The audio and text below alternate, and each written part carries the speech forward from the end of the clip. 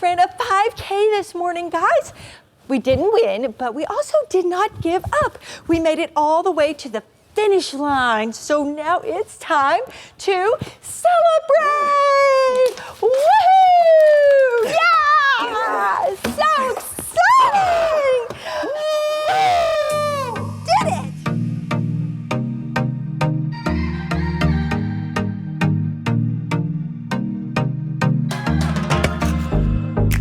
Plans for me are good. You hold my future. You're working all the time. You're the mountain mover. From sunrise to sunset, till the sun comes back up again. You're by my side. You started a good work in me. I know that you will complete it. You will see it through. And everything that you say you'll do, 'cause I believe that you are faithful, oh, you are faithful, oh, you are faithful. I'll trust your every word, 'cause I believe that you're working for my good. Yes, you're committed. From sunrise to sunset, till the sun comes back up again, you're by my side. You started a good work in me. I know that you will complete it. You will see it through, yeah. I know that you're still working on me. And everything that you say you'll do, 'cause I believe that you are faithful, oh, you are faithful, oh, you are faithful. You are my hope, you are my future. You are the mountain mover. You are faithful.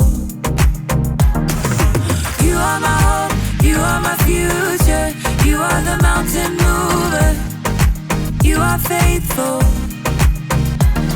You started a good work in me.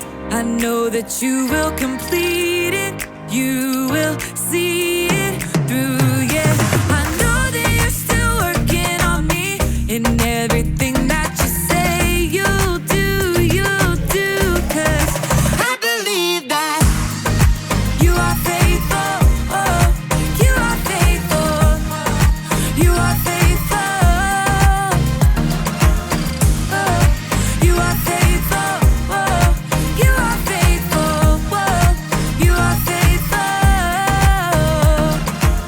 Good morning, Kids Alive. Hi, Kids Alive. I'm Mr. Brian. And I'm Miss Rainey. Welcome to Kids Alive Church at Home. Man, we have been training all month for this. It has taken a lot of commitment. Yes.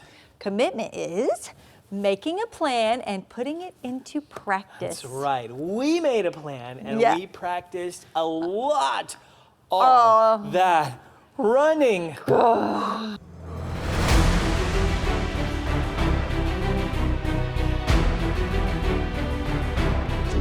And strength training.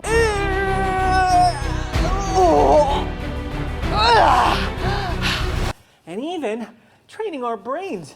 For a month, it's like training has been our whole life. Like we thought about this race constantly. Totally. Yes. When we decided what to eat.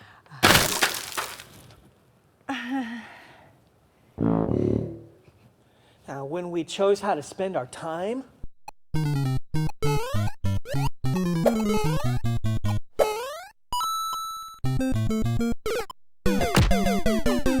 From morning until night, we kept our minds on the race. That's what you got to do when you truly commit to something. You got to live like it's important to you. Yeah. Today's story is about a woman who lived her whole life that way. Now, we'll see you when you get back. We're going to get this party started. Woohoo! Woohoo! Yeah! The Bible. It's 66 books of history, stories, letters, and poetry that fit together to form God's one big story. The epic adventure of how He created us and loves us so much that He made a way to rescue us. As we travel through the Bible, from Genesis to Revelation, we discover people who met God and found their lives changed forever. Now, for an amazing story, inspired by the book of Mark, chapter 12, verses 41 through 44. When Jesus rode into Jerusalem on a donkey the week before Passover, the crowds were excited. Hosanna! Blessed is the one who comes in the name of the Lord! Hosanna! In the name of the Lord! But the religious leaders were not. He's turning the world upside down. Then we'll have to fix that, won't we? All week, the religious leaders sent men to try trapping Jesus with trick questions. Teacher, is it right to pay taxes to Caesar? Every time, Jesus gave a wise answer that caught them off guard. Give back to Caesar what belongs to Caesar, and give back to God what belongs to God. Jesus knew the religious leaders were so puffed up with pride, they didn't want people to listen to anyone else. Jesus even warned the crowds about them. Watch out for the teachers of the law. They love to have the most important seats. They take over the houses of widows. They say long prayers to show off. One afternoon, Jesus and his disciples visited the temple. They sat down to rest for a moment across from the box where people came to put money they offered to God. Perhaps the disciples, mostly poor fishermen themselves, were impressed by the rich men giving gifts. Check out his robes. I think they actually might be silk. Jesus watched the rich men dropping handfuls of gold coins into the box. He knew that, like the religious leaders, they were proud to show how important they were. Check this out, world. Money, money, money. Always sunny in a rich man's world. Even though these wealthy men were giving impressive amounts of money, Jesus knew they had so much, this was easy for them. Simply a drop in the bucket. Huh. She looks a little out of place. The next person in line clearly wasn't wealthy. In fact, her patched robe showed she didn't have an extra cent to spare. A widow, probably. At that time, if a woman's husband died, she had no way to earn money and often had to live on next to nothing. 2 pennies? How's that gonna help anyone? Jesus was watching the woman too, but he saw something different, something more. Come over here, all of you. The disciples gathered around Jesus. What I'm about to tell you is true. That poor widow has put more into the offering box than all the others. Jesus' friends tried to sort it out. Excuse me, pennies versus gold? You couldn't buy an order of fish nuggets with that. Jesus knew what his disciples were thinking. The others all gave a lot because they are rich, but she gave even though she is poor. She put in everything she had. That was all she had to live on. Oh. When you put it like that. The rich men, like the religious leaders, were concerned with what things looked like on the outside. They didn't want to give in a big way that might force them to change on the inside. But the poor woman, who had almost nothing, chose to give everything. And Jesus saw her heart and knew that her pennies were worth far more than the rich man's gold. Nobody else thought a poor woman giving 2 small coins was a big deal, but Jesus saw the truth. Other people gave because they were rich. This woman gave everything she had because she was putting her trust in God. She was living for Him, and that's something to celebrate. Woohoo! Woohoo! Woo! Yeah! It's about more than giving money. It's about trying to include God in every part of your day. It's about asking yourself before every choice you make, does this honor God? I could copy my friend's homework, or I could do the work myself like I'm supposed to. I'm going to do the work. Or ask yourself, does what I'm about to do show love to others? So, my friend didn't give me anything for my birthday. Should I get even by giving her nothing for her birthday? Or should I forgive her? Well, it is already bought and wrapped up. She's gonna love it. If you ask yourself those questions, it'll help you keep your mind on God. It'll help you think about how Jesus lived and loved others. Yeah. This probably won't become a habit overnight, and that's why the one thing to remember today is this: practice living for God. The more you practice asking yourself, does this honor God, and does this show love to others, the more natural it becomes. Yeah, it feels good to commit to something and stick to it. I'm glad we committed to running a 5K. Me too. I feel stronger and healthier, and, well, between you and me, I think I'm going to start training for another one. Okay, but first, we celebrate! That's right! Woohoo! Okay, guys, see you later. Up next is the So-and-So Show. Bye! Bye!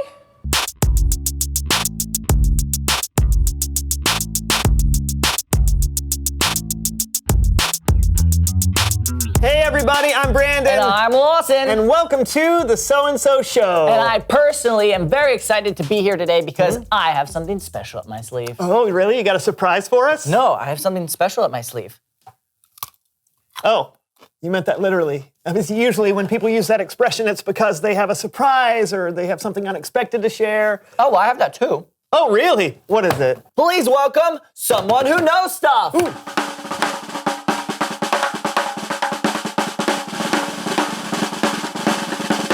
Hey, sis, come on in. Grab a seat.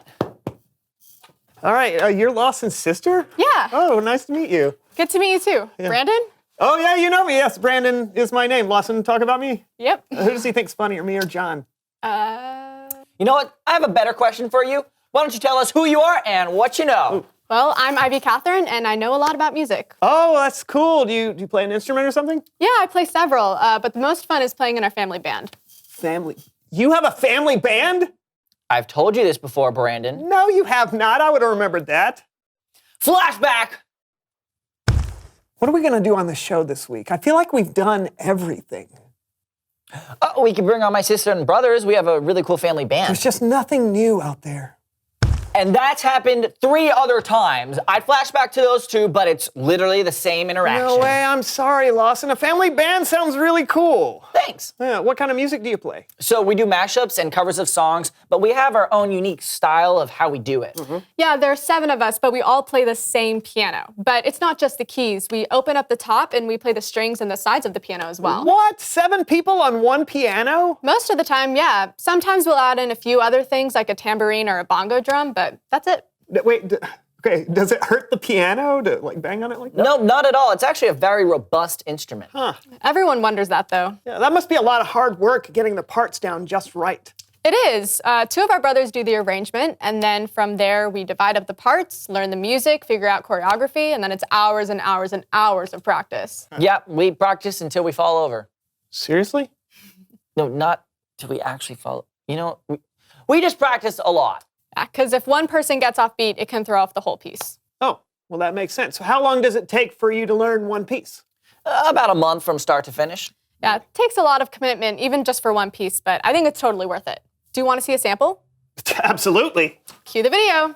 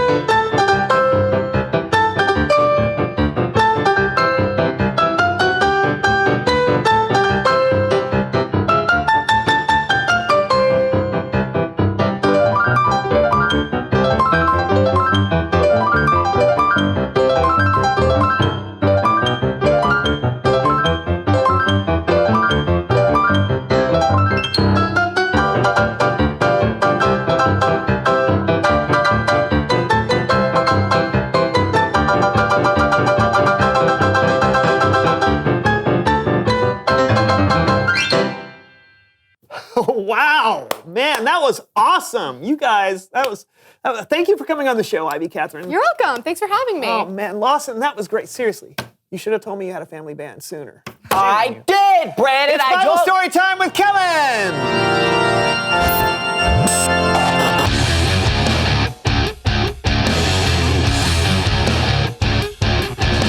Hey guys, Hey, Kellen. Hey. what's going on today? Oh, Lawson's sister came on. Their family is so talented. Did you know he's in a family band? Of course, Lawson's always talking about them. Okay, I get it. What's going on with you, Kellen? Well, today's story begins with Jesus and his disciples hanging out where people gave their offerings at the temple.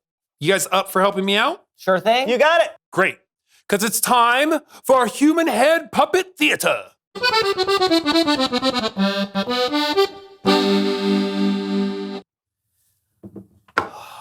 Whoa. There sure is a big crowd of people to give money at the temple today, right, Jesus? I have so much money. How should I lighten the load of my heavy pockets? I guess I'll give some to the temple, to God, because I'm so generous. Hee hee hee hee hee. Money. Jesus watched the crowds come and put their money into the offering boxes, a lot like how today we put money into the offering at church. There were a lot of rich people who came and gave large amounts. Oh, don't mind me. Just giving a lot of money today.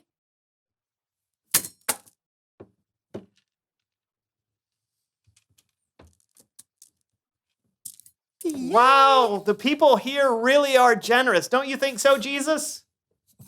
How much should I give to God today? I have a lot. I suppose I can give a lot.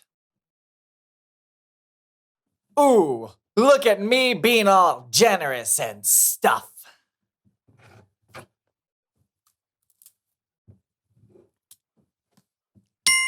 A little later, a poor widow came into the temple.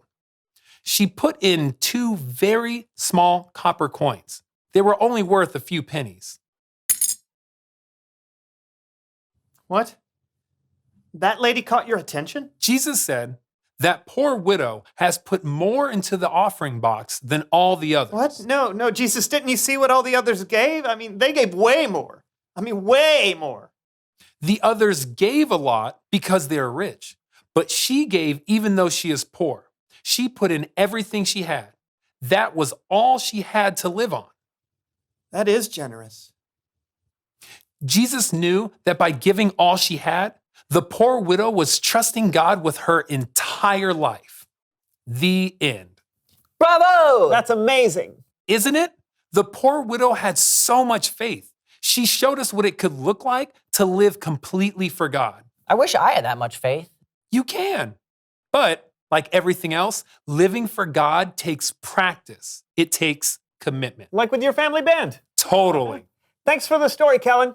Anytime. I'll see you guys later. I really do want to learn how to live for God. Well, then let's learn together. Reveal the question. How can you live for God? Yeah, that's a big question. Where do you even start?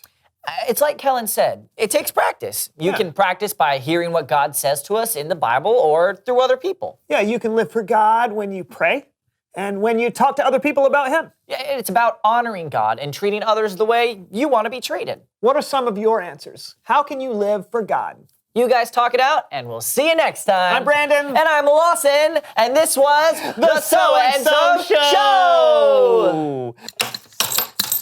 So-and-So Show. So is that the So-and-Show? Yes, I think it is. Wow, the So-and-So Show is my favorite kids show ever. 5, 6, 7, 8, off. Coming to a streaming service near you. Recorder solo. Oh no. This was a mistake. Yeah, I think so. We took a vote, you're out of the band.